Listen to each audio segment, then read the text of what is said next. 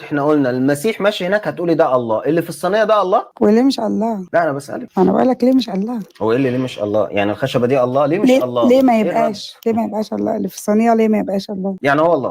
قال من ياكل جسدي ويشرب دمي يثبت فيها وانا فيه. كويس. يعني حضرتك انت ما شاء الله. دخلتي هنا بتقولي ان العيش مش هو الله، مش وقلت هو. ده عيش فيه بركه. دلوقتي الحمد أيوة، لله رمز. بتقولي ان هو رمز ومجرد بركه، أيوة بس بالظبط. بيبقى عيش مبروك. ما هو دلوقتي عشان انا ما يعني انا كنت اقصد انا ما اجيبش جسد ربنا من السماء، بس هو يا طب جسد فندم ربنا. بذمتك يا أستاذة بيتحول فوفا. لجسد ربنا اللي فوق. لا هو اللي في السماء. ايوه، ما احنا ايوه ما جبنا هو المرجع. جسد ربنا. ثواني، هو انا لو اخدت يعني انا لو افترضنا استغفر الله العظيم يا رب يعني ان ده جسد ودم معاذ علي، يعني انا باخد جسد واللي قاعد قدامنا بيكلمنا في اللايف ده يا فندم ايوه المسيح قال كده، وايمانك بيقول احنا بنقرا، بقول لك نفس اللي كان على الصليب هو نفسه. كلحم ايوه كلحم وعظم كمان، واجيب لك ماشي. اقوال هو الاباء. يعني هو بالنسبه لنا الجسد اتس سيم ربنا، بس مش يعني مش هو مش باخده هو بدماغه هو اللي فوق ورقبته. والله، هو على حسب إيماننا ما كلامكم. بيقولش. ده يوحنا ذهبي الفم اللي ناقل منه الانبا انجيلوس اسقف شبرا، اهو نفس الجسد والله نفس الجسد. والانبا بشوي بيقول ايه؟ بص حضرتك كده، معلش اقراه لك عشان انا ما كنتش شايفه كويس. بص حضرتك، اما جسد ودم السيد المسيح في القداس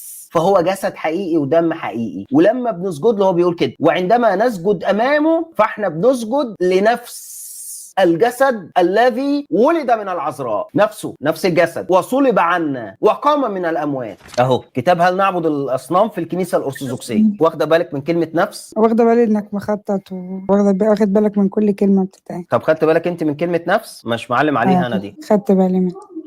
فاننا نسجد لنفس الجسد الذي ولد. يعني ايه نفس الجسد؟ معلش، يعني ذا سيم، اللي هو نفس الجسد، اللي هو السيده العذراء ولدت يسوع، انتوا بتاكلوا يسوع اللي هي ولدته، بتاكلوا جسده يعني، او بتاكلوا يسوع، بتاكلوا المسيح. على فكره اباء الكنيسه بيقولوا كده، يعني اباء الكنيسه بيقولوا احنا بناكل المسيح والمسيح هو الله، يعني انتوا بتاكلوا الله. عشان كده الاباء بيقولوا مسكت الله وكلته.